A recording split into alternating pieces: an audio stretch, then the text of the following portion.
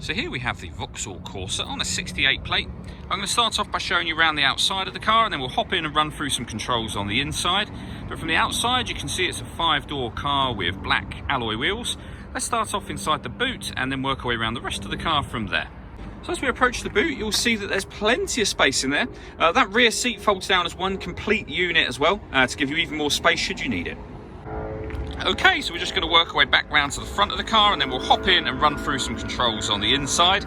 But now that we've done a full circle of it, you can see it's in excellent condition the whole way round.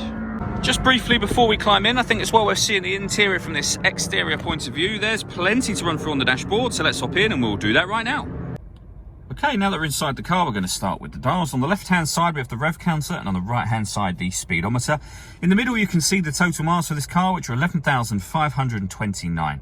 You can change the information displayed above that by using controls on the indicator stalk for various different bits of fuel economy info, including that digital readout for the speedometer. If we back out to the steering wheel, on the left-hand side we have cruise control and speed limiter, and on the right-hand side we have stereo and phone controls, including voice activation for the phone. So you can hit that button and ask it to dial anyone in your contacts list. It will do that for you without you having to take your phone from your bag or pocket. That is, of course, once you paired it up, and that is done on the touchscreen in the center just here. Hit the phone icon and then simply follow the instructions on screen. When it comes to music in this car, we have a number of ways of listening to it.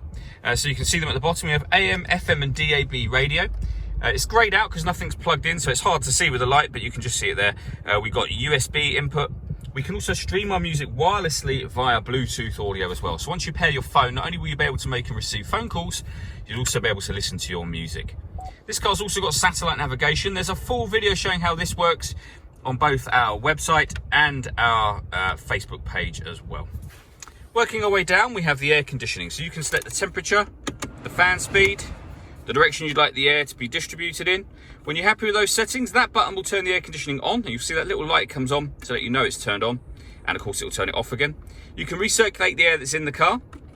Just hit that button. That's a great way of heating up the car or cooling it down quickly, depending on the temperature you set here, of course, and you can turn that off just as easily as you turn it on, and with rear heated screen just there.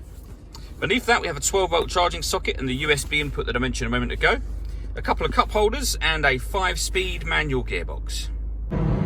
All that leaves me to say is thank you for taking the time to watch this video. If you'd like to come and see the car in person and have a test drive, please feel free to call any of our MJA sites. We'd love to hear from you soon.